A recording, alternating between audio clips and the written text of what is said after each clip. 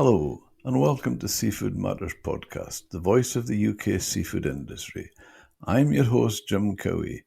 Alistair Blair from the Fish Society. Welcome to Seafood Matters Podcast. How would you describe where you've come from to this project and your history?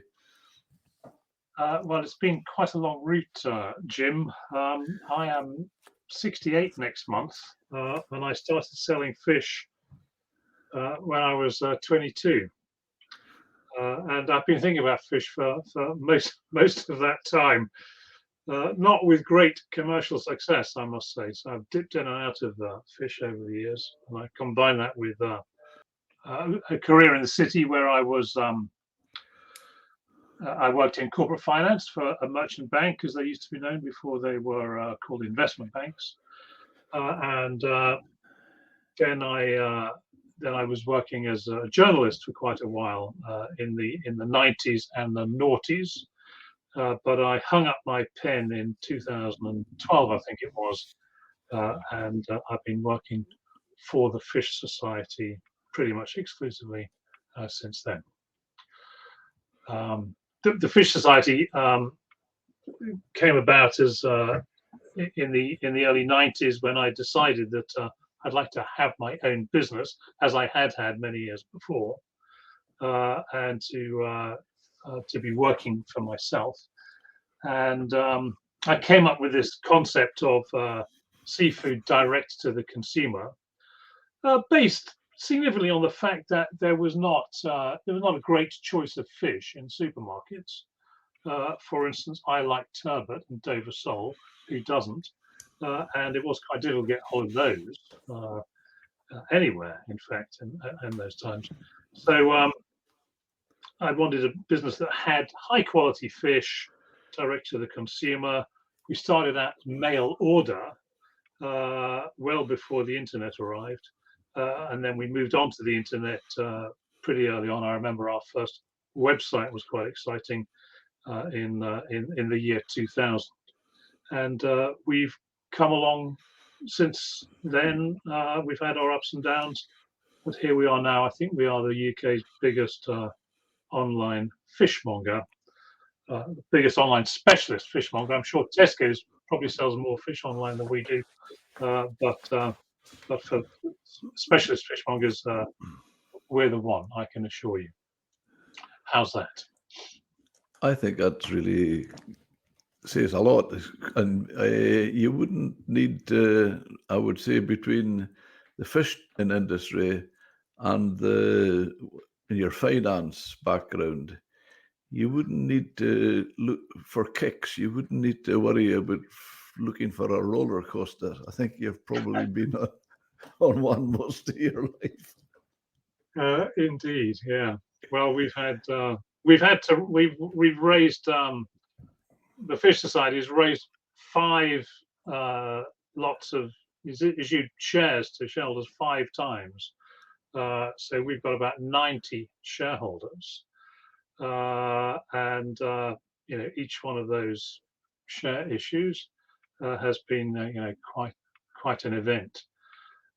With its own huge ups and downs, nothing like the up of putting £500,000 in the bank, I can assure you, and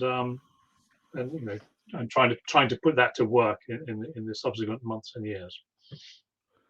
So my history in the my experience in finance, in corporate finance, has obviously been pretty helpful. We didn't pay any fees at all in raising the money. We've raised about £1.5 million.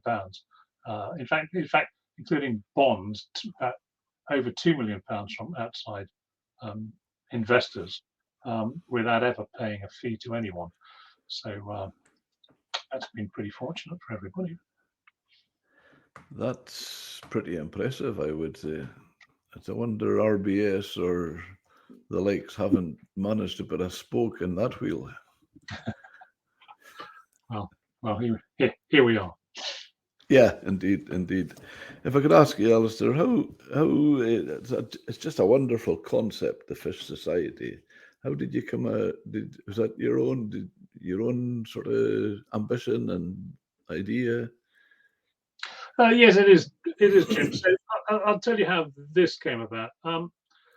So what I was doing at the tender age of 22 in Grimsby, which is where I come from. Of course, that's a big, or it was. It still is a big fishing port. It was much bigger at the time. And I was a port-side fish merchant. Buying fish in the auction and sending it to a number of wholesale and retail customers that I'd collected together on trips around the countryside and at the weekends, and selling fish to fish and chip shops, or 100 stones of cod fillet to Billingsgate Market, that kind of thing. I employed 2 people, might have employed 4 people at one point, and it was a very, very tough business. And then one day, as happened, someone wandered into my little fish house opposite the pontoon in Grimsby and said, I'd like to buy some fish to take away for my friends. So I turned around and said, okay, well, do you want a couple of cod fillets or whatever? And she said, no, I want 25 parcels of cod fillets. So I said, okay, well, I can do that, but it's not going to be very convenient to do it today. And she said, maybe you could deliver it to me, as it's 25 parcels of cod fillets. So we went a bit further, and I gave her a price list of, it must have had 15 kinds of fish on it. And I said, why don't you get your friends to choose from this, and I will deliver all their orders to you in 2 weeks' time. So she said, yes, that's fine. And this lady's called Mrs. Stainer, by the way. And she lived in Boston, Lincolnshire. And she came back to me a couple of weeks later with what must have been 700 or 1,000 pounds worth of orders, which in 1979 was quite a coup. So I delivered that fish to her and thought, how can I make some more of this? And she introduced me to a few friends of hers around the country who became agents selling my fish. And I ended up having 2 businesses. One was being the wholesaler to the fish shops and the inland wholesalers, and the other was this tidy little business on the side, which was selling fish through agents.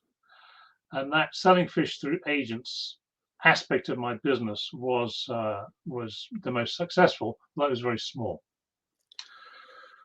And eventually, I was overwhelmed in the wholesale side of the business, and I had to close down. I went bust, basically. Although we paid our creditors, quite a lot of money, we didn't have enough to continue the business. Then I went and did an MBA at Manchester Business School, and I did 10 years in the city after that. And then I got recycled out of the city. I fell out with the boss, a very inopportune moment. And I thought, well, I could probably get another job in the city, but in fact, I think I'd prefer to work for myself again, as I said earlier. So looking at casting around for what I could do for myself, I had this still warm feeling about the direct to customer segment of business I'd had in my original company, and I set about reviving it. And that was in 1992, so that is 30 years ago, and it's been through several modifications and crises and redefinitions since then, but we are now, we've got to where we are. We are the Fish Society, and we sell a wide range. So I think you've probably been on our website. We must have 100 or 150 species on there, and something like 400 separate products. So we got cod steaks, cod fillets. I don't think we've got smoked cod at the moment. We've got battered cod. We've got cod fish fingers, and all these iterations of each species.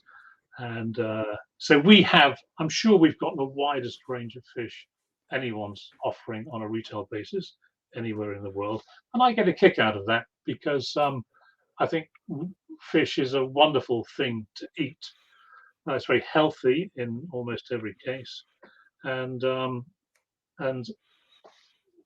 I'd like to give people the opportunity to experience all these different kinds of seafood.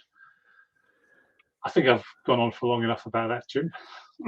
No, not at all. I could listen to it all day, and Alistair, and it's really taken me to think that I wouldn't be surprised if in some occasions in the past when you were Grimsby that you might have even used some fish that I supplied, because I was a huge supplier to Grimsby. Were you really? When was this? Because I was buying this fish in the late 70s. I was buying it. I was sending fish to Grimsby from the early 70s to the mid to late 90s. Well, I probably did. I remember there's a particular corner of the. Have you been to the fish market in Grimsby? Many times. I loved it. I loved the characters and everything about it. I'll tell you who I used to deal with latterly. A guy, a fish salesman, Norman Slater. Norman Slater. Well, if it was latterly, I wouldn't know him because I was out of the fish docks by 1980. Okay, well. You have to get back to earlier contacts. Well, John R. Richardson. John Richardson. Golly, he was a character. Yes, I know Richardson very well. Rico. Yeah, John Richardson. Golly. Rico. Is that what you called him? That's what I think. That's what he was known as. I don't know. This is the guy. He developed a passion for hunting foxes on horses in the middle of his life, and he'd never ridden before, and suddenly thought this is the thing, and he got into it very seriously. I heard that story. Did you hear when the leader of the head of the hunt came up to him and says, "Mr. Richardson, when you see a fox, the term you use is tally ho, tally ho. Not," he says, "we don't want to hear, there's the furry-tailed bastard."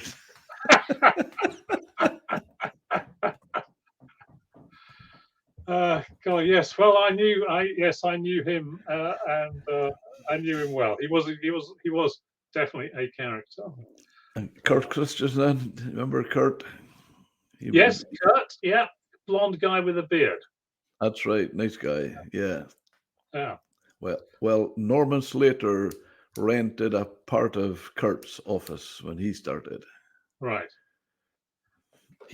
Norman Slater himself was with I think is it United Trawlers or one of the big trawl companies that were finished after the Cod War and stuff like that. But I used to love going down there. Great characters, brilliant. Did you ever come across Rex Kemp? I dealt with Rex Kemp.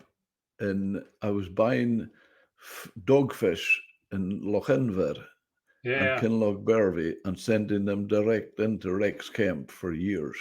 And you must have sent them into Gordon Ridlington as well.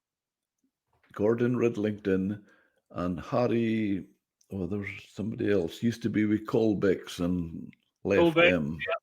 Yes, I was familiar with all of these guys. Yeah, but Rex Kemp was a real character. I was very young when I started dealing with him. I'll never forget it, Alistair. We met halfway, and he came up to Edinburgh, and I came down, and we're driving out the Edinburgh road towards Musselburgh, And obviously I was a young guy, just probably had my first clapped out Mini or something like that as my first car. And I was sitting, in fact, I remember when I went home and my father was asking me how it went. I says, Dad, I was sitting in this Jaguar, and I said, it was so quiet I could hear the clock ticking. Was that his white? Do you remember? Was that a white Jaguar? Yeah, that's And right. did it stink of dogfish? Pardon? I said, did it stink Oh of yeah. dogfish? Oh, but yeah, that was nothing new for me, because I should be ashamed to say it, but my good wife would tell you, from over the years, as I said, I started off with a Mini, a second-hand Mini. I've had Mercedes, top of the range Mercedes, BMWs, Volvos, and every one of them stunk of fish. Because if I had fish to go from A to B, it didn't matter what vehicle I had, they would go in it, and it was ridiculous, really. Well, fancy that, our common background, Jim. Funnily enough, I met Gordon Ridlington for dinner. I was in Grimsby very unusually, and I looked him up, and we had dinner together about 3 months ago. He's fine. Even my youngest son, who's now in Anthony, who's now in Australia, he came into our business and he was learning auctioneering, and he actually went down. We actually arranged for him to go down, and he was selling on the market, a trainee, obviously, with this guy Norman Slater, and he was staying in the Seaman's home, the mission. Jim, are you listening? Yeah. My great grandparents founded the Danish Fishermen's Mission in Ryby Square, opposite the fish docks. Wow, is that right? Oh well. My grandmother, who was born in about 1896 or something like that, she was the daughter of two Danes who had come over, I assume, in the 1880s or something like that, to run this Danish Fishermen's Mission in Grimsby. And you'll never imagine, she married a Danish fisherman who he then was based in Grimsby for the rest of his life. It's called Palle Mork, M-O-R-C-K is how we always pronounced it, and that's how we spelt it. And yes, he then fished from Grimsby, and later became a ship's husband, as in he dealt with all the shoreside stuff for several boats, for several seine letters. I never met him; he died before I was born. But yes, the Danish Fishermen's Mission, which is now, I think, just the Fishermen's Mission. Yes, well, that direct connection to it, believe it or not. That's what was the relationship? Did you say had founded it? Your my grandmother's parents. I don't know if they founded it, but I mean, I assume it was some kind of civic, Danish group enterprise rather than a private business. But they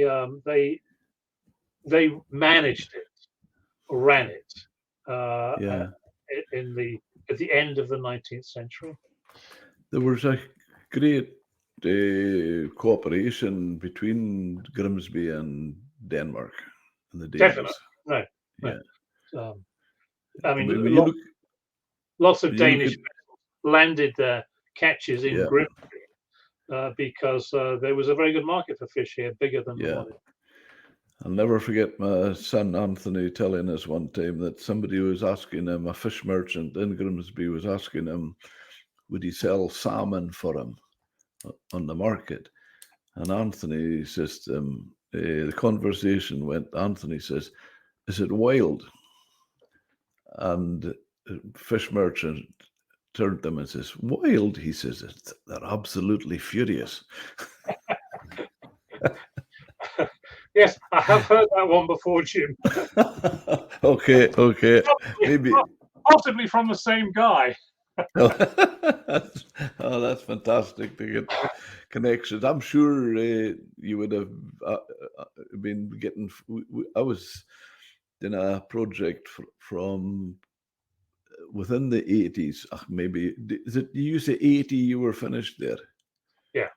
I arrived Aye, there in no, 76 and finished in 80. Yeah. aye, no. I was dealing with Rex Kemp before that, but I was started taking fish from Faroese boats, landing at fishing in the Faroes, landing at Scrabster, and I was trucking them to Grimsby.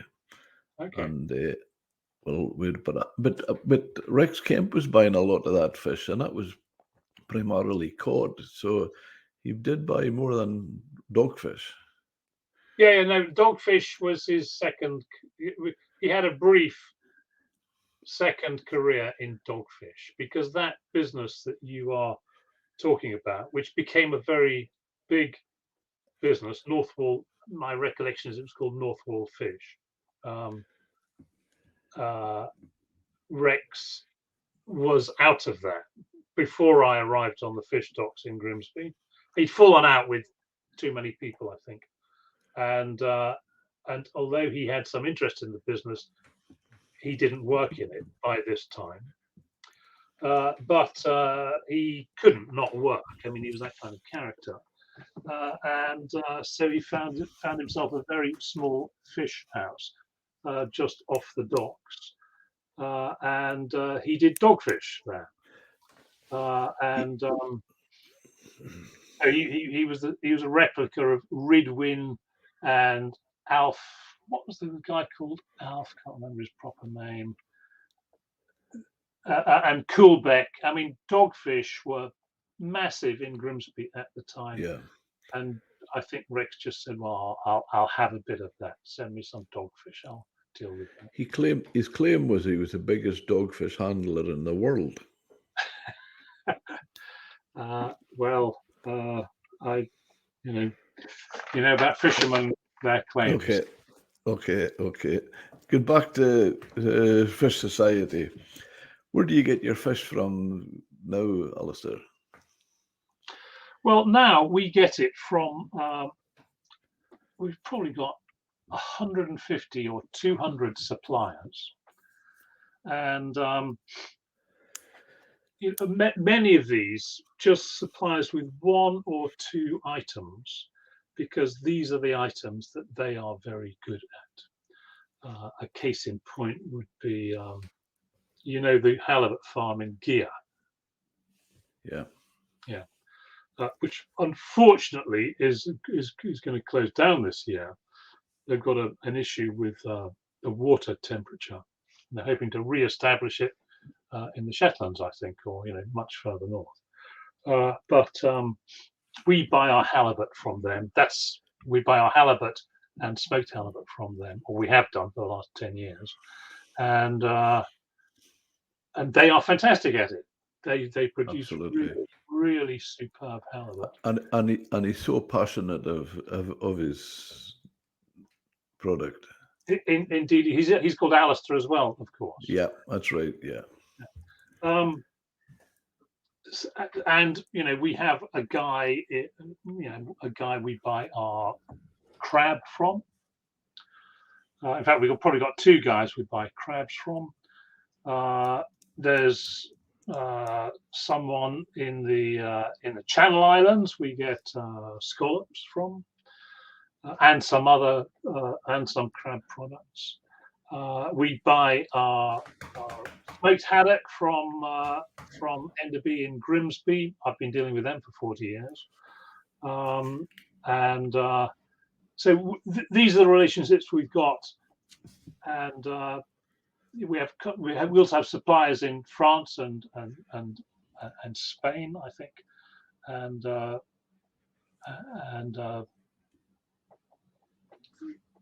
so we get our fish from wherever we can get the best of its kind from. probably the best summary I can give you. Yeah, yeah. It sounds if you're well covered. It certainly is fantastic to hear that you're well covered on different species. You don't stick to. I mean, I used to have a factory in Wick in the early 70s to 90s, and we used to supply the fresh market. We did a bit of frozen as well, but we supplied a lot to the fresh market around the main centre cities of England and that. And you could almost section off the country, the whole UK, by species. If it was haddock and sole, Scotland. If it was cod, it was Birmingham. Right. Place maybe in Birmingham. Haddock in Yorkshire. Yes, well, we have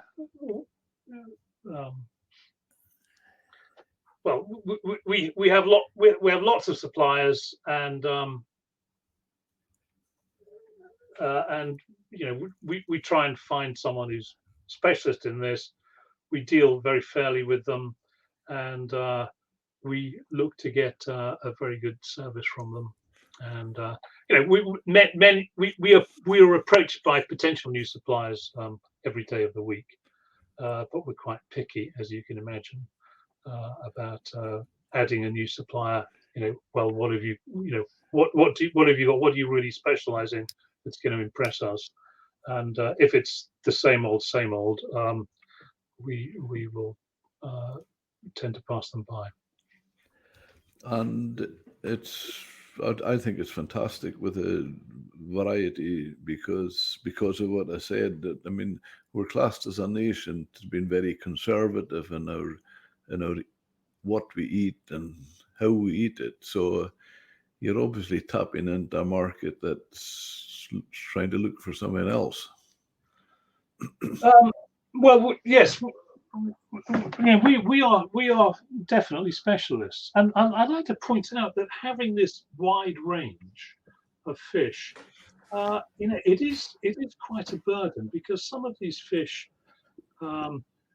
you might have to buy quite a lot of it to get any of it at all, and it can. You know, I remember the first time we bought some king crab, for instance.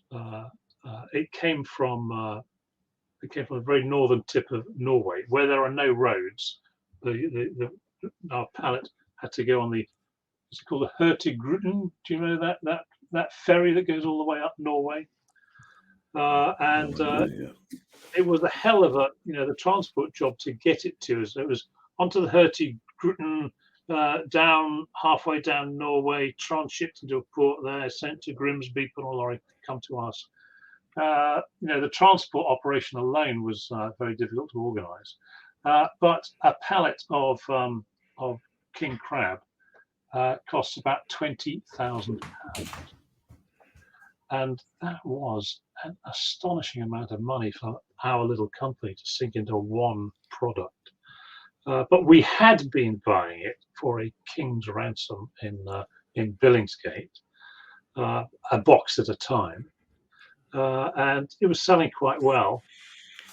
And I thought we need to have a direct supply from the people who produce this. So we tracked down these guys in Norway, picked up the phone to them, persuaded them we were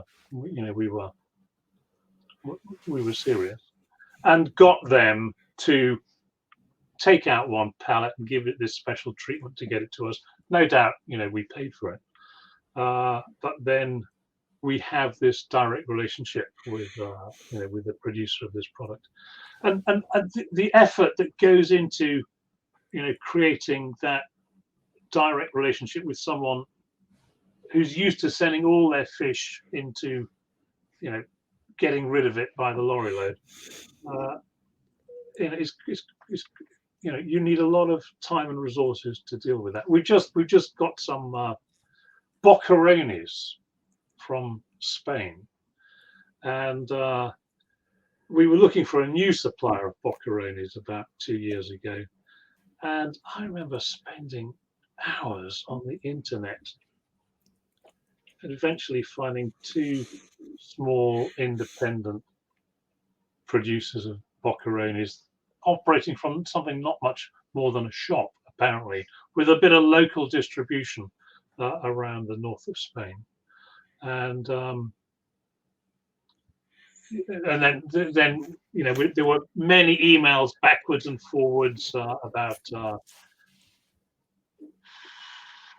what's the documentation required to get into the UK. That looks quite difficult. Of course, it is very difficult now.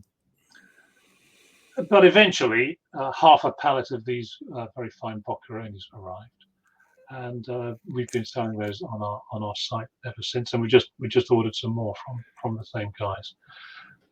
But in a lot of cases, ordering your fish is ringing up your supplier and saying, "I'll have 10 of those tomorrow, please," and that is not the case for us. Many purchases are a 10-part blow-by-blow account all by themselves. How do you buy your fish filleted and prepared, packed, or we buy both. So we employ 3 filleters currently, and they are filleting whole fish, obviously. A lot of what they do is salmon, because we could get salmon fillets delivered to us, but we sell a lot of salmon sashimi, and to get exactly what we want, we have to control the filleting ourselves. As you will know, Jim, if you get someone else to fillet and freeze your fish, it's never quite as good. Yeah. What you would be able to achieve yourself if you've got control over it. So although we do buy in fillets from some trusted suppliers, with fish where we are able to get good quality fresh fish or good quality frozen whole fish, we would rather have that than have fillets or portions. Okay. Around. And would you portion it yourself, cut it like a sashimi, and that would you? What part of the fish would you use for the? They don't let me near the fish much these days, Jim. But Will you eat it? I'll certainly eat it. But we do have we do portion it ourselves. So the filleters, having filleted it, will then portion it. And of course, it's a serious art getting the different cuts of sashimi from a great big fillet of salmon, for instance. That bit makes a sake block. That bit is a sort of ventresca, a chest part, a belly flap, I should be saying. Yeah. This bit has to be, that it's never going to make any sashimi, so that's going to go into what we call offcuts, etc., etc., etc. Yeah. And would you make a fish cake or a fish pie or something with the offcuts? We don't put salmon in our fish pie, which is quite a big thing, I can tell you, our fish pie, because we want our fish pie to be a standout item. So I could tell you a bit about that in a minute. But we do make salmon burgers, and we make tuna burgers, and we also sell these offcuts, which are little lumps of perfectly good fish, no skin, no bone. It's like a nice piece of scampi. And we sell those in a 200-gram bag, which of course is one serving. And we've always had these on our website. We call them misshapes, and we do misshapes in about 20 different species of fish, and they've always been a big seller. Yeah, it's fantastic because I think that I always used to say when we had a restaurant as well, with that, as we're called, offcuts and things like that. It's a business, and why throw them in the offal barrel when there's perfectly good food to put into something? Well, absolutely, and obviously you can't afford to throw them away either. Yeah. I mean, that would make the fish that you did not throw, the fish that you retained, would be much more expensive if you were throwing away all these offcuts. But we also keep a lot of the skeletons. So we make our own fish stock from prime fish skeletons. And we will also sell bones. So red mullet bones, for instance, they are pretty desirable, and we sell those as you can buy those as an item on our website. Kilo of red mullet bones. I think would they do with? them into. You can now buy either the bones or the heads. And what would they do? Somebody buying that? What would they do with them? Well, they probably want to make their own stock with them. Yeah. That's really taking it down to specialized products for. I'll tell you how we got onto this. We're not far from Guildford, Surrey University at Guildford, and a lady rang me up there. She said, "I'm the professor of nutrition here, and I've got a couple of Malaysian students who they're doing a PhD in something or other. I can't remember. And we understand you have some fresh fish. Could we come to your place to see what you do?" So I said, "Oh, absolutely." So a couple of days later, they turned up, and she was Malaysian as well. And we were filleting some halibut from Alistair, from Gear. And at that time, we were we're always sort of, you never got enough people to do exactly what you want to do, have you? But we were filleting halibut, and the frames, the skeletons, they were going in the offal. Okay, and we'd had, I don't know, 100 kilos of halibut that day, so there's quite a lot of offal. So I was showing them around the place, and they were happy with all that. They asked about where this came from and so on and so forth. And as I was showing them out, she said, "Can I just ask, what are you going to do with those halibut skeletons there?"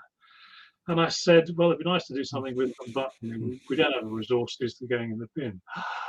"Oh my heavens!" She said, "Maybe I could take them home." I said, "Well, maybe you could take them home."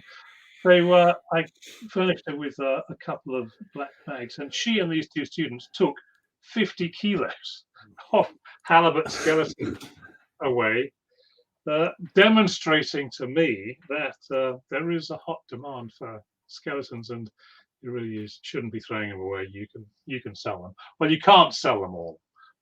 There aren't enough Malaysians or whatever, or Asian people who really appreciate these skeletons in the country to buy everything. But we do have them on our site, and I'd say the demand for those is growing. Yeah. And who are your customers, Alistair?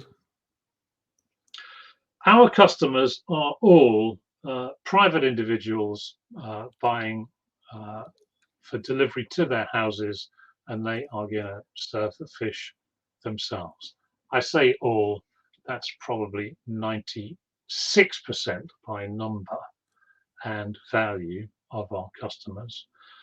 We do have a few wholesale customers who come to us for specialist items where we have become quite a significant importer by dint of tracking down a one guy in Spain who makes this kind of thing. So we do have a few fish merchants and restaurants that come to us for very specialist items, but our main market is private individuals, and we've got a few private chefs who like to buy their fish from us as well. Because if the private chef wants something a little bit unusual, they can either go to their fishmonger, ask him to get it, or they can find it on our site and order it, and it arrives, the next day or whatever. Which is so you do have a restaurant trade. It's tiny. It's tiny. We're thinking about ways to develop it, but the restaurant trade is very well served by fish merchants, wholesalers who specialize in restaurants. Any restaurant, I'm sure, could ring up 3 or 4 nearby suppliers of fish. And, they can place their order at 8 o'clock at night and have it delivered at 10 o'clock the next morning, can't they? If they're a good restaurant in a reasonably populous part of the country, and that's a rather different business from what we do, which is to pack your order into. So you can order by noon today, and it'll be delivered by 5 o'clock tomorrow to most parts of the country, and and all our fish is frozen. Whereas quite a few restaurants think they want their fish to be fresh, or at least that part of it that they can get fresh. They want that fresh. Whereas we don't faff around with fresh. We have to say, we've got 400 kinds of fish here, and they're all frozen, and you can have them tomorrow, kind of thing. And when you talk about freezing, do you freeze them? Do you specialize when you're freezing them? Well, we freeze when we get in fresh fish. Yes, we are going to freeze that. Or when we get in frozen whole fish, which we then defrost and fillet, we will then refreeze that. But a lot of fish, it's not practical or remotely realistic for us to process it ourselves. For instance, prawns. You need to be a specialist factory close to the prawn catching or farming areas to process those. So of course we will buy in a pallet of frozen prawns and put them in our cold store, bring them out, repack them into our packs and send them off. But yes, we do quite a bit of freezing. I wouldn't say it's altogether the case. The closer you are on prawns, well, if you're looking at the fishermen in Scotland class langoustines as prawns, indeed, and quite often locals can't get them because they're all shipped live direct to Spain. Absolutely. Well, the Spanish love them and pay what it's worth to get hold of them. So that's obviously what the fishermen are. That's interesting you say that, because quite often in conversations with people over the years, people would say to me, "Oh, it's terrible that there's prawns, langoustines been landed close to our door and we can't buy them." And my answer to that was, I've never met a fisherman who says, "No, you cannot buy my fish." Absolutely. They are landing them where they're getting the best price, and the Spanish market's prepared to pay the price. Yeah, that's true. That's the reason. Yeah, and having said that, we've got the most fantastic scampi. So we have langoustines on our site, which of course come from Scotland, and ours are processed and frozen. Our langoustines are whole langoustines with the claws on. They're processed and frozen in Scotland, and they're quite a good seller. But also we have a very, very specialist line, which is I call it naked scampi, and the scampi is normally sold swathed in breadcrumbs, of course, and often you're getting 2 or 3 scampi tails sort of glued together and then covered in the breadcrumbs. And that is scampi to most people. But we have a superb product which is naked scampi, and it's one scampi tail from a from XXL size langoustine. And this is a unique product for us. And we buy this from a processor in Scotland. And we simply, I believe, we simply take all the. He makes breaded scampi, but in buying the langoustines to turn into the scampi, he's sometimes buying some bigger langoustines, and I think we buy all those from him, and we pay him a lot of money for them, and then we charge the same. We charge a lot of money on our site as well. But this is a Fish Society defining product, I think. Our large scampi. That's pretty good. Of course, I take it with that way you're describing it, you could use it as a product. When I had the restaurant, we had a fish and chip kiosk at the side, and we used to do battered scampi, and it was really popular.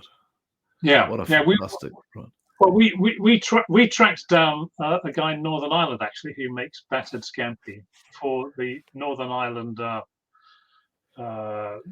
catering trade, and we persuaded him to supply us, and he has a fantastic battered scampi product, which is it's probably about twice the price of breaded scampi, because the amount of batter is much less than the amount of breadcrumbs, so it has to be more expensive per mouthful, and that is a very hot seller.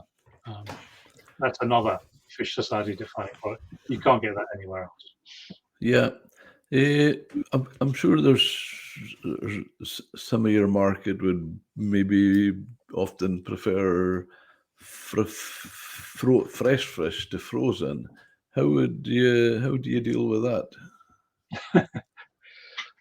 Well, this issue crops up quite often. In fact, I happened to pick up the phone to a customer the other day, and she said she was new and she ordered some Dover sole fillets and then some. What else did she order? Some scallops. And I was just about to charge her card, and she said, "This is all fresh, isn't it?" And I said, "No, it isn't. As it says on our website," she was looking at the website, it says on every page, it says it's frozen, and all our fish is frozen. Oh, well, I'm not interested in that then. So she didn't even let me get an explanation in. She said, "I'll find it fresh elsewhere." Well, of course, she's never going to find Dover sole fillets fresh for delivery tomorrow elsewhere. But I'm sure she was doing her best. So there is this very, it's fading, but nevertheless, there is still a widespread perception that fresh fish is better than frozen fish.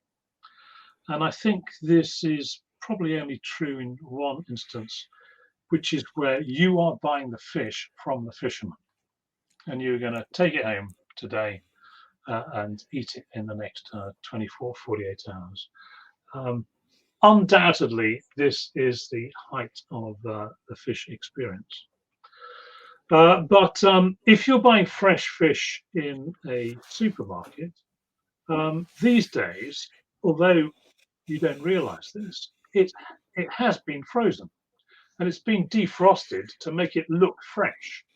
But if you go into Marks and Spencer's, Asda, Tesco, Sainsbury's, any of these, and pick up a pack of fresh fish from the shelf. So you're talking about a plastic tray with a film over it, a fillet inside it, and you're buying it at sort of 2 degrees C, so it's fresh.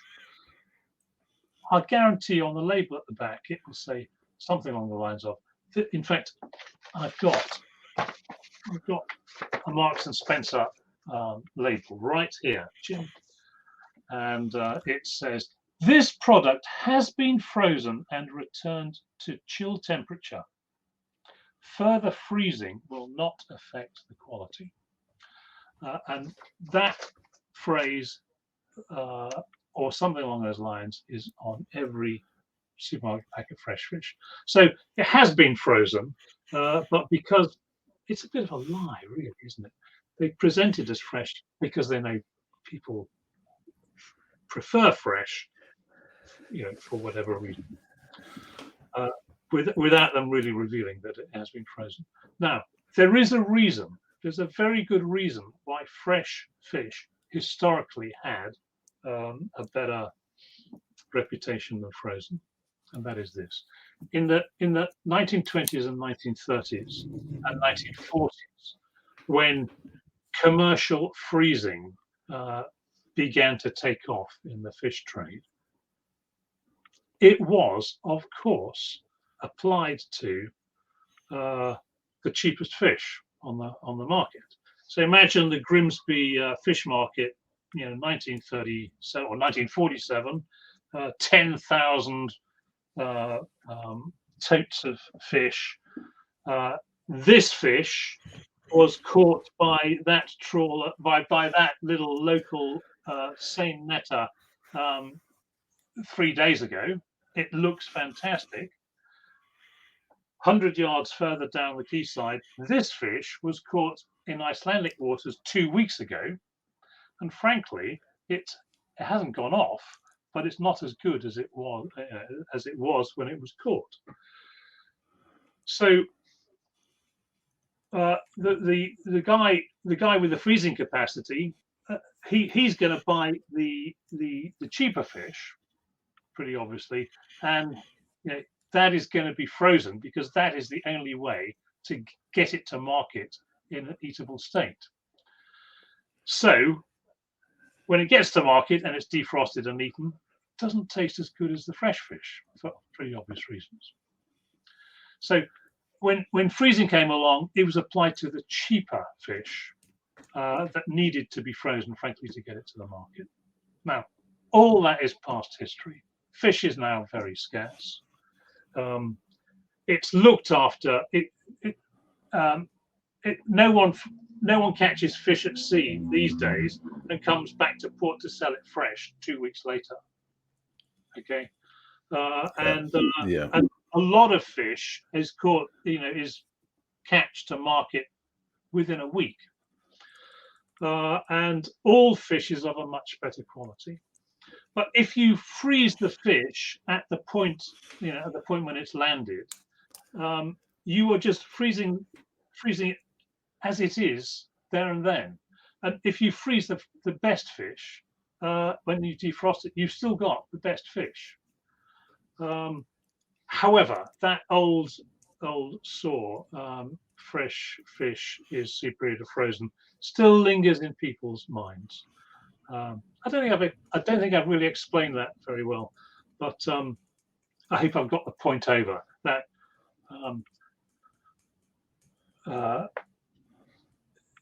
If you put side by side fresh fish that has taken several days to get onto the Tesco or Sainsbury shelf, side by side on a plate cooked with frozen fish that was frozen as soon as it was possible to freeze it, much earlier than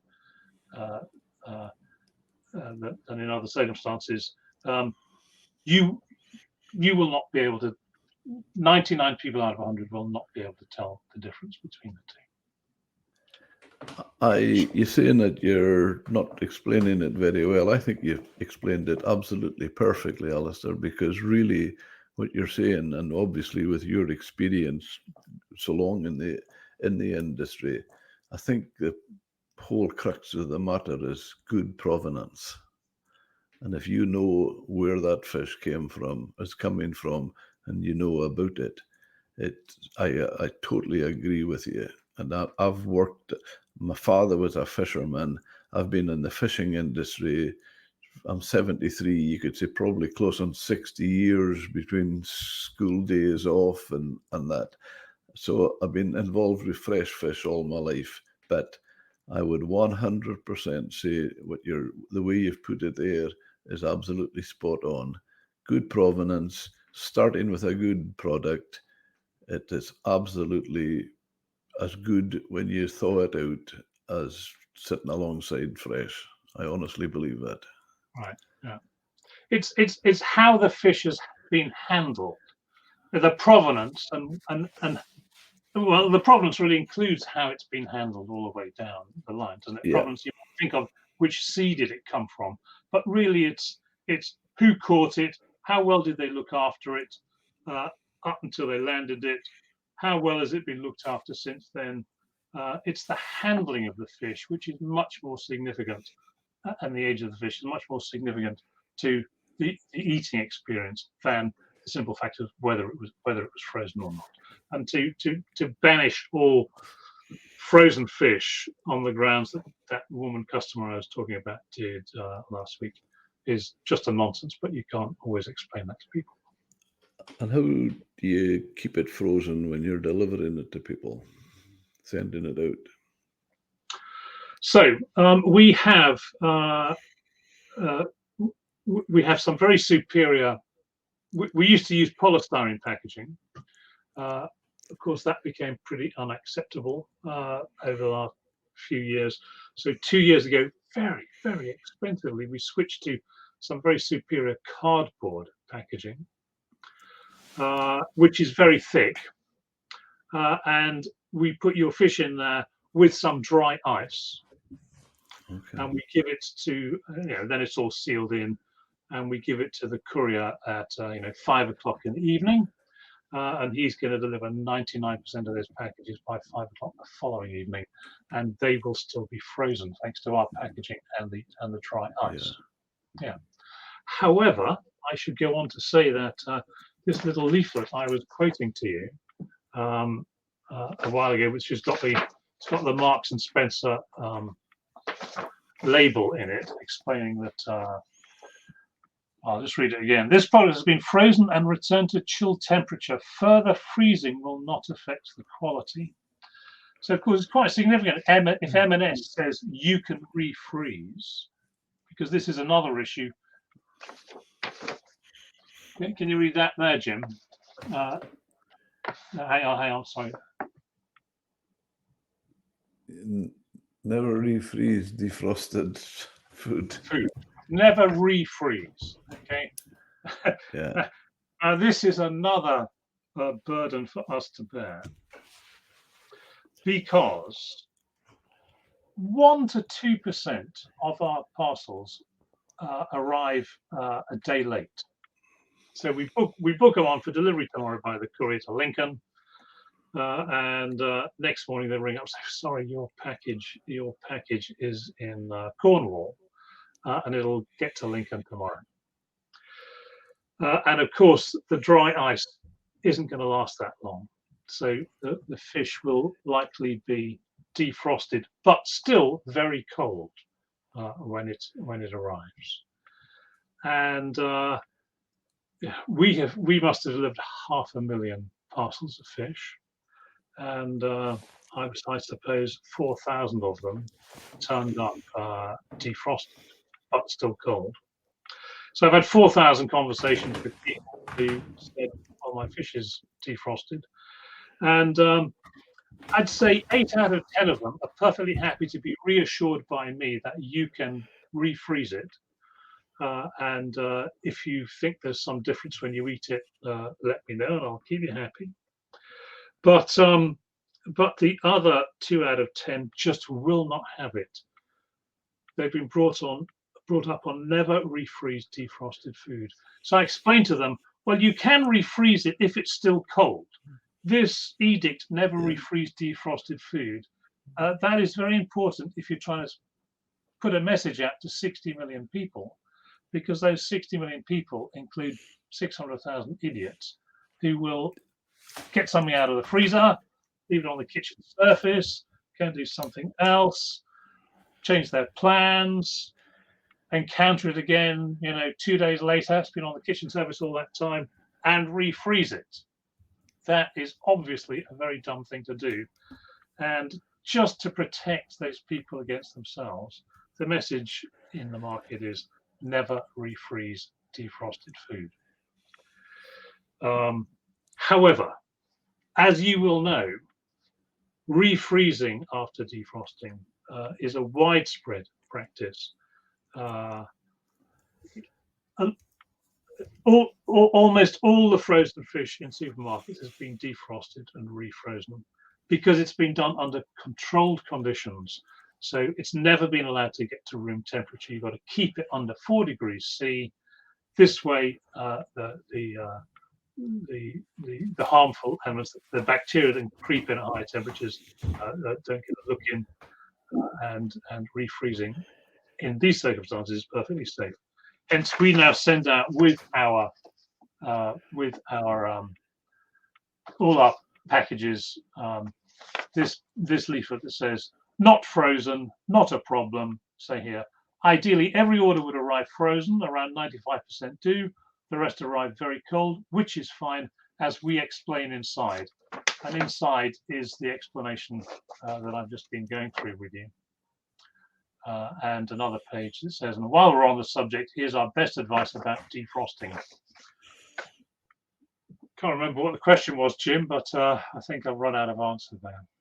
No, I think you've answered it. It was about the provenance and the handling and all that. And I think when I say good provenance, as far as frozen fish is concerned, I think that includes when you get it and you're part of it. I mean, when I'm talking about good provenance, I'm not talking about before you get it. I'm talking about from when it comes out to the sea until the housewife has it delivered to her door. And it seems to me, from the way you talk, it's a well-oiled machine with people that know what they're doing. And I would say it would be an absolutely superior product. Yes. Well, I mean, we are a well-oiled machine, and we have, we have very good reviews. We've got 15,000 reviews, independent reviews, which you can see from our website, and a lot of them are 5 stars. So, we're quite happy we're doing the best job we possibly can. How do you compete against supermarkets? Do you feel you have something they haven't got? How do we compete against supermarkets? Well, we have to have a much wider range, and we have to make sure that a lot of our range is clearly superior to what they have. So we will use bigger fish, which give us thicker cuts. If you look at our salmon fillets, we always have organic salmon, by the way. We've only, the farm salmon we've sold has always been organic for the last 20 years. We prepare the fish very carefully, so our fillet steaks are, they're a nice shape. They are definitely boneless. When we're putting 2 fillets, two together, they're always the same size. We don't give you a tail piece unless you're specifically asking for one. So we've got a wide range of fish. We try and keep the best quality we can. We try and have bigger cuts than you're going to get in bigger, thicker pieces of fish than you get in the supermarket. And of course, the provenance is very good all the way to you. And we have our very large range, which you can't get in the supermarket. How far do you send fish from? Now, we have sent fish a couple of weeks ago, just before Christmas. We sent some Dover soles and lemon soles and something else, place I think it was, to Vancouver. Wow. We have sent fish to Perth. We have sent fish to Sydney. sent fish to Hong Kong. Wow. We used to send fish all around Europe every day, but because of Brexit, we can't do that any longer. The paperwork to send fish into Europe is just impossible to complete. I mean, it's possible to complete, but it would take 3 days, to do it. Vet certificates and all that kind of thing, which is a great pity. But if you put in enough dry ice, and you've got a customer at the other end who knows that, well, as long as the fish is cold when I open it, it's fine. Then you can send literally halfway around the world. And you've also got to have a customer who's prepared to pay for it. But we used to have a guy in Sydney who was very partial to smoked cod roe. You won't be surprised to hear that is not in supermarkets in Sydney. And he used to buy £200 worth of it, and then he would pay, I don't know, £150 to have it delivered to Sydney. It was a bit nail biting the first time we did it, and it still is. But we can achieve these things. So we've sent fish literally all around the globe. South America, I haven't got as far as South America yet. The smoking process would have helped that. The smoking process would help the shelf life. I'm not saying to, but what we sent to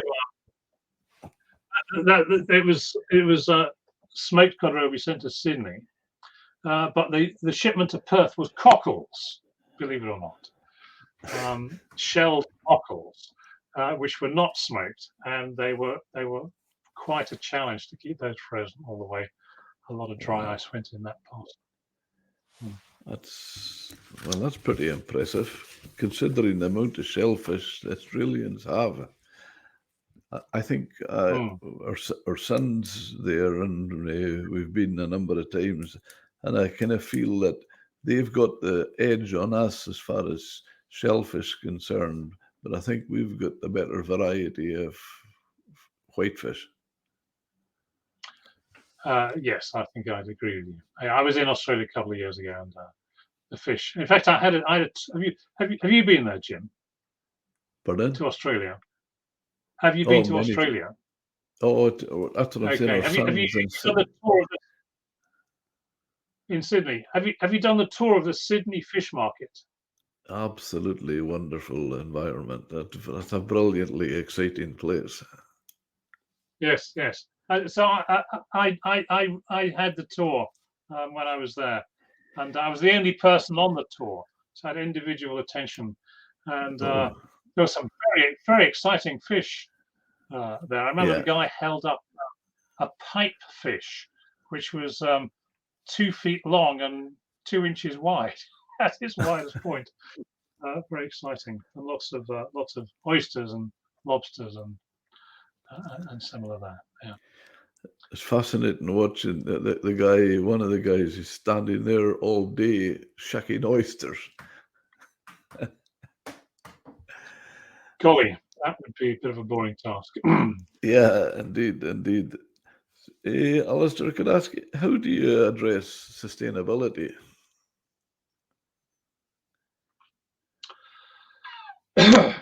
Well, we call it the Sustainability Council, and it's 3 people. It's me, the chief executive, and the stock manager. And we set this up about 2 years ago so that we would have a comprehensive coverage of be able to evaluate all our fish. The purpose was, let's go through every fish and see what we think about its sustainability. Because getting sustainability readings from other people, of course, is often quite difficult, because they will be talking about, fish caught in a specific place, not in the place where your fish comes from. And in matching up what you've got against, for instance, the Marine Conservation Society's list of fish, it can be a challenge. So we decided to do our own research, taking in the Marine Conservation Society, as in their Good Fish Guide, and other sources of sustainability ratings as well, and come up with our own on a scale of 1 to 10. And we said if it's 5 or less, we can't sell that. And 5 or less to us meant it's there are serious question marks over the sustainability of this fish. And the big decision that came out of this was that we would have to stop selling eel. So freshwater eel, not conger eel, although we've dropped that one as well for the same reasons. But conger eel was never a big seller. But freshwater eel was a huge seller for us, especially smoked eel. There are a few things finer than smoked eel. I'm sure you'll agree with me on that. And we decided in our Sustainability Council that after looking at all the evidence, including a lot of evidence in favour of why it should still be up for sale, we decided that we were going to take the IUCN's most endangered species rating seriously. So we stopped selling the smoked eel. In fact, any kind of eel, because we used to sell unsmoked eel as well. That was quite popular too. So we meet every couple of weeks. I have to say that over the last 2 or 3 months, we've just had a lot of other things on our mind, including Christmas trading, and our Sustainability Council hasn't met for 2 or 3 months. But the program was we're going to meet once every 2 weeks, and each of us is going to research the sustainability of a fish in that time and present their findings to everybody else, the other 2 members of the Sustainability Council, and we'll give it a rating which we agree on. And we put these findings on the product page on our website. So we've done probably about a third to a half of all the fish we sell. And at the bottom of that, you can find our reasoned sustainability rating, which is always going to be 6 or higher, because if it doesn't make a 6, we discontinue the sale on it. So it's a very big job to honestly evaluate the sustainability of 200 or 300 kinds of fish, but we're on the job.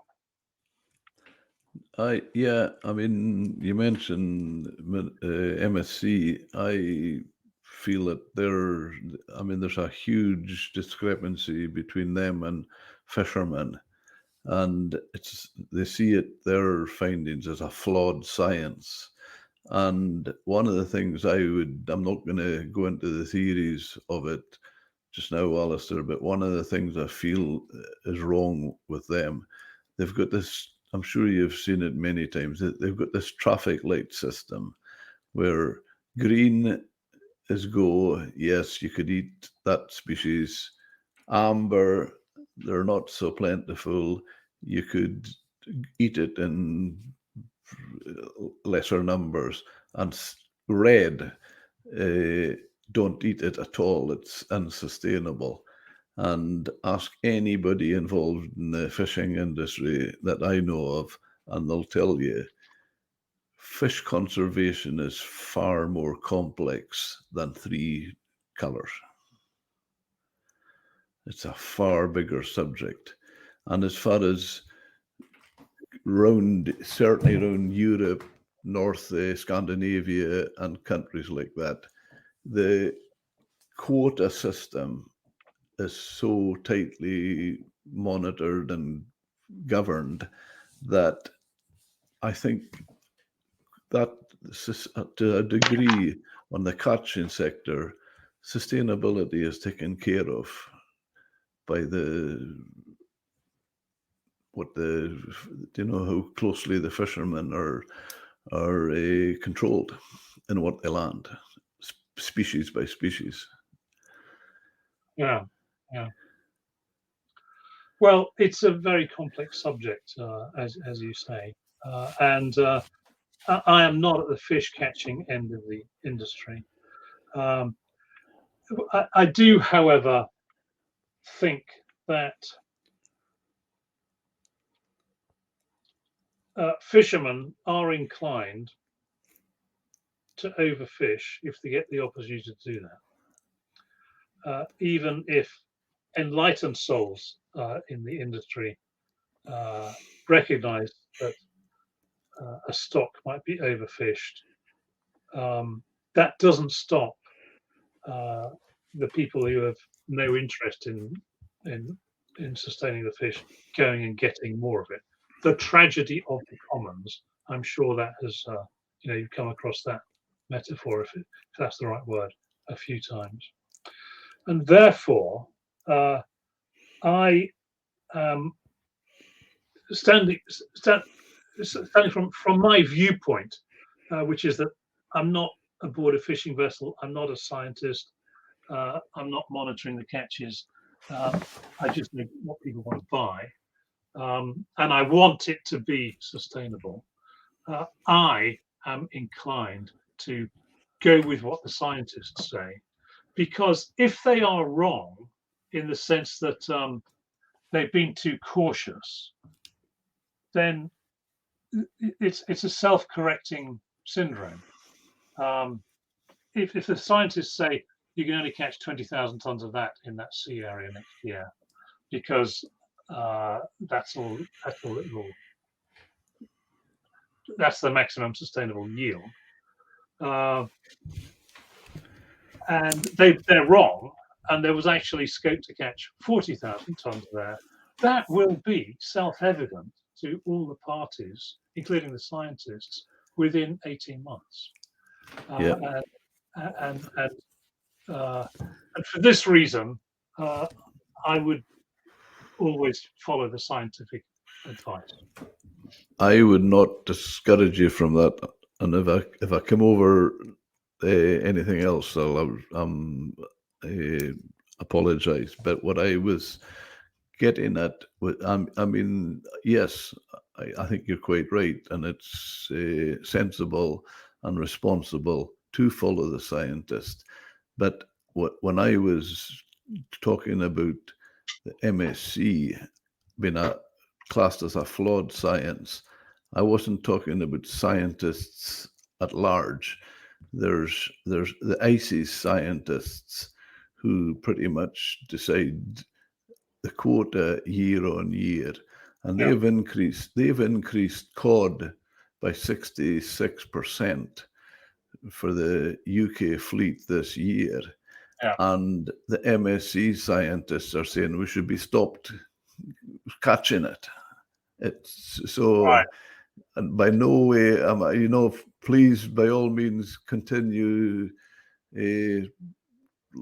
listen to the scientists. You see, that's quite interesting, because when our Sustainability Council is looking at a fish, our starting point is, what does the Marine Conservation Society, the MSC, say? So we notice whether it's green or red, and that's the first building block of what you're doing. But then we will also dig out the ICES reports on a stock. And sometimes you'll find that the latest ICES report, the MSC hasn't incorporated that into its thinking yet. Yeah. Or you might find that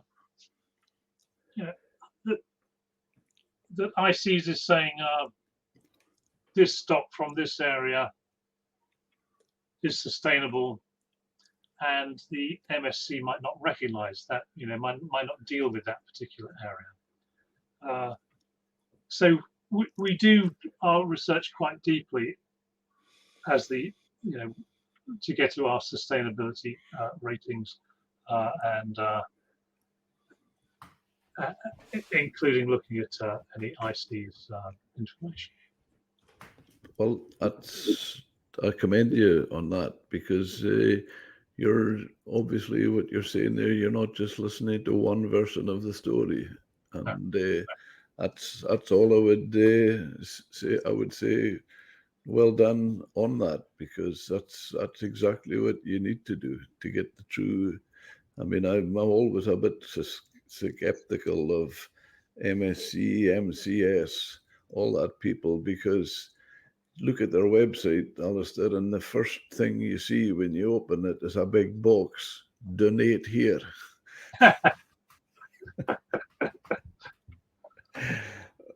That's, and I do have to say that when they say about stopping cod fishing just now, that's been the particular bone of contention, because the stocks of cod around the British Isles, Scotland in particular, are so plentiful just now. Even lobster fishermen are getting cod in their creels, right from the Solway up the north, up the west coast, along the north coast, and right down to Berwick and Tweed on the east coast. They're getting cod in their creels, and people a lot older than me never heard of that ever happening before. And now that's quite interesting. Quite interesting. You should land on the cod there, Jim, because I have to confess that I was looking at the IC's report on the cod stocks in the run up to Christmas, because there was, I think there are 5 separate stocks. I think IC's identifies 5 separate stocks of cod around the UK. The one you're talking about around, especially the west coast of Scotland, is one. To tell you the truth, I can't delineate the other 4, but I think there might be a stock which is down in the below Berwick on Tweed, and there might be one in the Bristol Channel area and whatnot. And I think IC says that the stock that you refer to as healthy, I think IC says the same thing, but it says the other stocks are still in a state of okay, they should be left alone. Are you familiar with that? Is that your understanding as well? Are these 5 stocks? Yeah. It's well known. In the fishing industry, they're called boxes. They just call them boxes, and quite not all that far from us, where we are in the north here. There's the 4-degree line. Well, you can imagine the 4-degree latitude. Yeah. The west of that is west of that is the west coast of Scotland. East of that is the northeast, and the fishermen have separate quotas for each of that areas. Right. So if they have a quota for one area, they couldn't go into another area and catch that. And then Rockall is separate from west coast of Scotland. So right. And it's like political boxes, just different sea areas. Mm-hmm. And so and so around all that boxes just now, cod's and huge. I mean, they're having to in your boxes around Scotland, but can you speak for the boxes around England? I'm not aware, but well, I know one of the boxes they can't fish any longer, the Dogger Bank, because Greenpeace covered it in big concrete boulders. Oh, right. Oh, yes, I heard about that. Yeah. So no, it's conservation. It's all fish conservation at the end of the day. But there's definitely a bitterness between the conservationists who are just into collecting money in tins or donations with the commercial fishermen. The commercial fishermen. There's, and like as you say there, Alistair, about the scientists, it's the same the world over. With, I mean, there's responsible fishermen and there's irresponsible. There's good. There's responsible scientists and there's irresponsible ones. So it's the same way in every industry. It's a bit of a minefield at times. With on the fish side of it, who is the genuine ones and who you listen to. I can fully appreciate that. But no, as I said, I would say there's responsible scientists and there's responsible fishermen, definitely. Okay, well, we certainly all agree on that. Could I ask you? I understand you have some plans for bluefin tuna this year. Can you tell me more on that? Yes. So this is a conservation, it's a sustainability success story. I can tell you. So we have a very good relationship with a small fishing farm in Mallorca, and they came to us last year and said, "Would you like some bluefin tuna from Mallorca?" And we said, well, we thought there wasn't any bluefin left in the Mediterranean. So what are you talking about? And they said, well, that was true 20 years ago, but then the EU banned bluefin tuna fishing in Mallorca, and the stocks have recovered.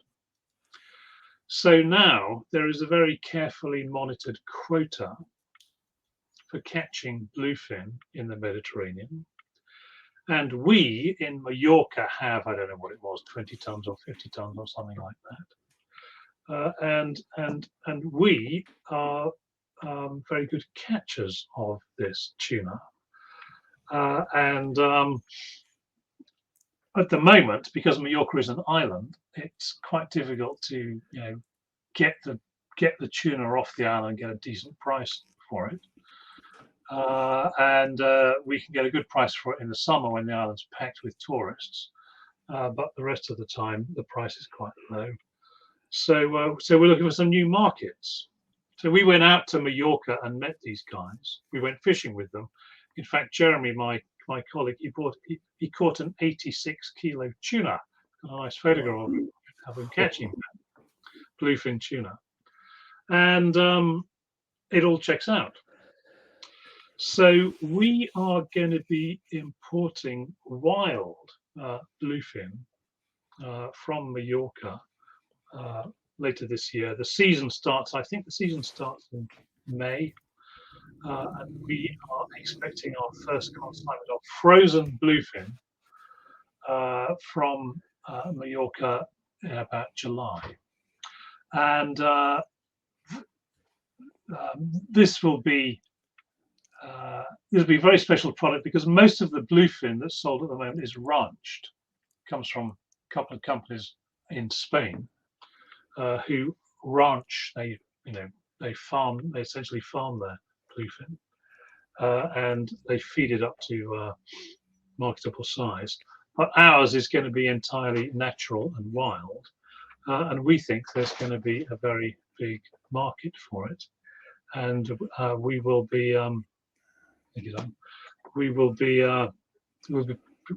pursuing that with gusto in the second half of the year. So if you're into sashimi and you like the finest bluefin for it, give us a call. The fishermen around the UK are starting to catch it. They are not allowed, but they're not allowed to land it.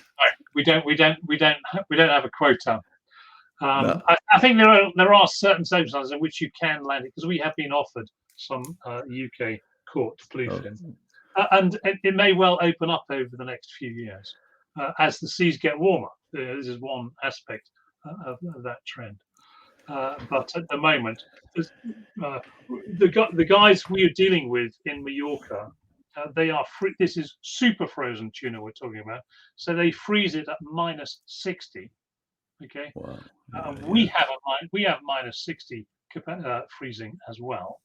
Gee. And this, of course, maintains the color of the tuna, which is what the Uh-huh. sushi buyer wants to see. Yeah. And if you don't, if you have it, if you keep it at any temperature higher than -60, for instance, in just a normal -20 cold store, the color fades really quite quickly. Yeah. So we've made, both the guys in Mallorca and we have made a big investment in -60 super frozen freezing, and we're going to unleash that on the appreciative public later this year. That's really exciting. But and the one thing it's making me think when you're saying this, Alistair, going back to the points we raised earlier about your freezing and the provenance and all that. If you've got equipment capable of -60, well, that goes a major way towards that as well.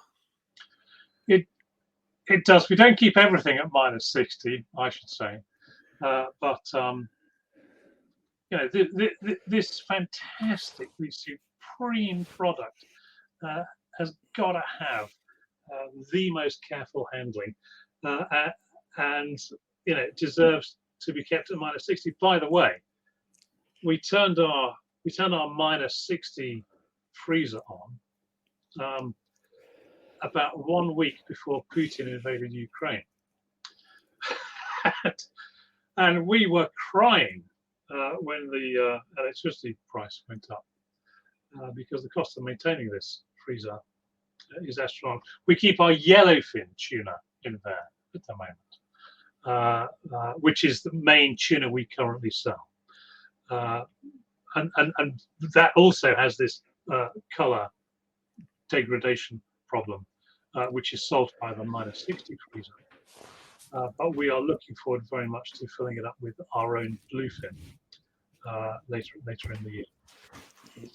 You know, I have to say, Alistair, your enthusiasm for what you do and your product, it's quite infectious because your passion is fantastic, and it's you make me feel hungry even talking about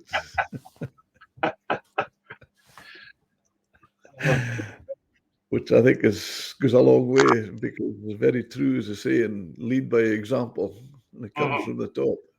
So that's your passion comes across. I tell you what. Talking of hungry, did I tell you you did one of these sessions with Ian McAndrew? Yeah, the chef. yeah, The chef. he's a good And, friend. what's his book called? Can you remember? Feast of Fish. A Feast Feast of of Fish. Feast of Fish. That's the one. Yeah. And so I was listening to a few of your when you rang up and said, could we do this? I thought I better listen to a few of your podcasts. And I listened to that one, and it reminded me that I had bought a copy of that book when it came out, and it does have some fantastic recipes in it. And when we moved the Fish Society to new premises a couple of years ago, and I had a big library of fish cookery books, and I've never seen it since we moved. I think it's in 3 boxes somewhere at the back of the Beyond. But that's where my copy of his book is. So when I heard that podcast you did with Ian McAndrew, I thought I really should get another copy of that book. So I bought one, and I've been reading it, and I'm wondering which recipe I'm going to make out of it first. Well, they all work. I'm pleased to hear it. Yeah, no, it's amazing. He's such a good chef, such a very classic trained, and no, you would. When we opened, it was 2002. It was published, and we bought it. And that's the year we opened the Captain's Galley. And I had a nephew of mine who's now gone on to really good things. He was, for one while, he was head chef in Skibo Castle. He's moved on now to King's Mills and Inverness. And we used to joke a lot in the early days, saying, I hope Ian McAndrew never comes up north on a holiday. And if he come to the restaurant, he would see all the dishes in his book on our menu. But we're good friends, and we've had many a laugh over that. And but my goodness, I can tell you they work. Mm-hmm. Right, well, I'm pulling it out again and putting it through its paces. Yeah. What do you see the future holds for the Fish Society going forward, Alison? Well, obviously tuna is one of the exciting steps. Tuna is one thing. Our fish pie. So in terms of things, big things this year, we've got this fish pie. I mentioned it earlier on, so I'm glad you've given me an opportunity to mention it again. So as you know, fish pie has historically been. It's often been recognised to be, well, this is the fish that we didn't sell. Let's put it into our fish pie. These days, of course, it'll be perfectly decent fish, but it never is expensive fish, never is exciting fish. And I thought a long time ago, I want to have a really special fish pie. So the Fish Society's fish pie contains halibut. It contains some very fine North Atlantic prawns. And some very good smoked haddock from Grimsby, and the sauce and the potato and the topping that we put around that are all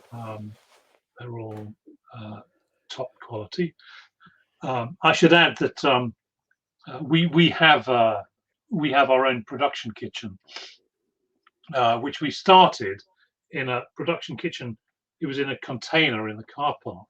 A couple of years ago, to make these fish pies, and we've got some more products coming out of there now, and we decided to upgrade from the container into a built-in production kitchen. So we took a part of our factory on the mezzanine floor, and we recently opened a nice big dedicated roomy production kitchen, which I hope very shortly is going to be not big enough, but at the moment it's just perfect. We made 480 fish pies in there last week, and we've made a lot of other things in there since. And this fish pie, you can imagine, it is not cheap. In fact, my target price for this is, are you ready? It's going to be £12 for a single serving. So I should say that the benchmark is Charlie Bigham's fish pie. You're probably familiar with that. And that's in all the supermarkets at £6 for a single serving pie. Now, our single serving is a bit bigger than his. It's probably about, I don't know, 18-20% bigger, something like that. But it does have these fabulous fish in it. And my target price for our pie is £12,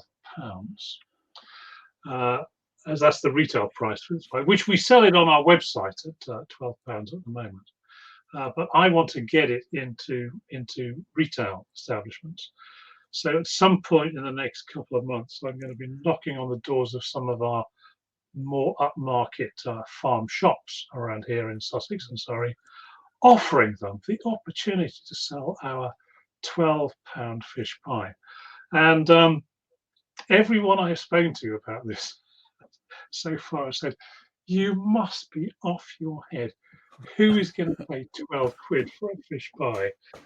To which I say, well, it is a fantastic fish pie. And you can see that when you eat it. And people are going to give it a go, and they're going to say, that is a very good pie. I'm coming back for another one. So this is our sort of proud to be pricey strategy shortly going into farm shops, I hope. Wish me luck, Jim. You know, well, talking to you and listening to you, well, as I said, with the passion, it makes me feel hungry. But if you asked me the question, would I pay £12 for a fish pie? The way you described it, I would say yes, because I don't see, I don't know, this to me is wrong when fish is not a cheap stack them high and sell them cheap product. It's a quality product. And when you look at I often think of it when you look at some charts and statistics on the essential minerals that our body needs, you can get them all in fish. And 100% healthy, no doubt about that. Yeah, 100%. Totally. It's just yeah.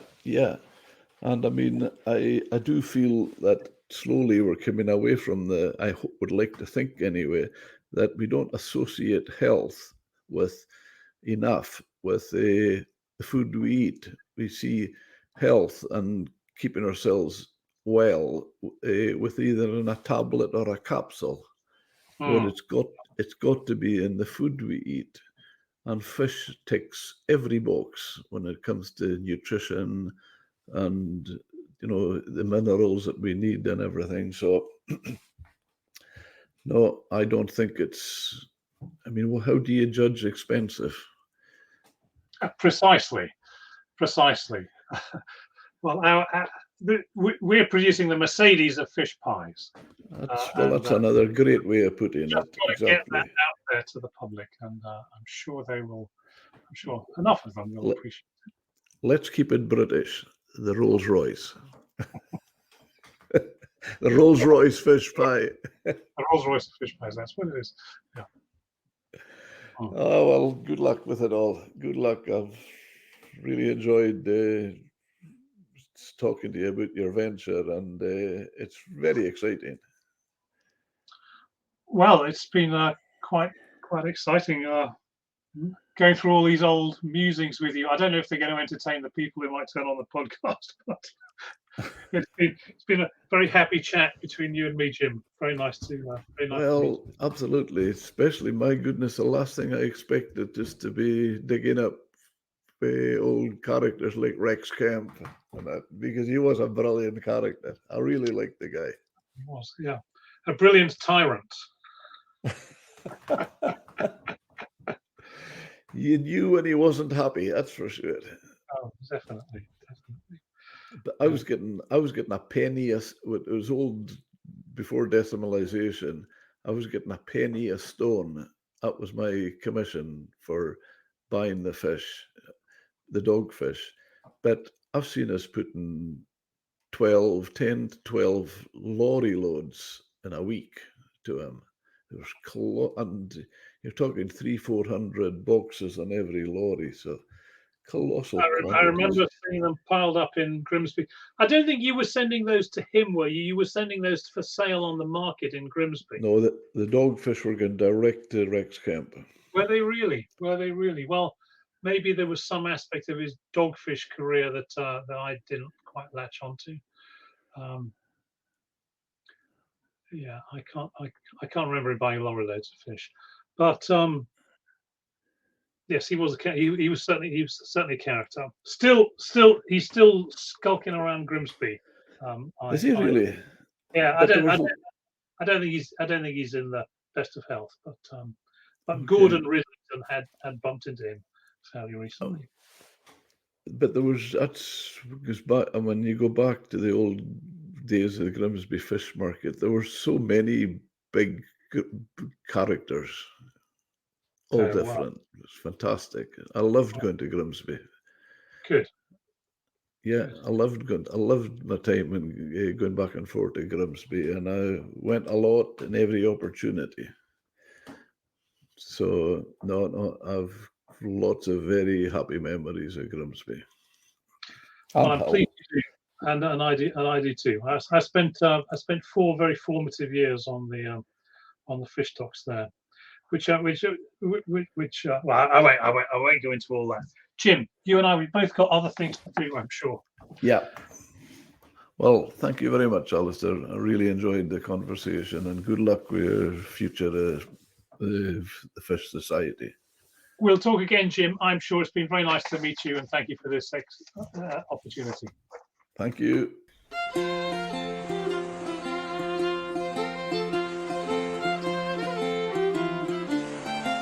Thank you for listening to Seafood Matters podcast. You can subscribe and leave a review wherever you get your podcasts. You can join me on Instagram and Facebook by searching for @Seafood Matters Podcast. If you have any questions or episode suggestions, please email me at jim@seafoodmatterspodcast.com or get in touch through my website, seafoodmatterspodcast.com.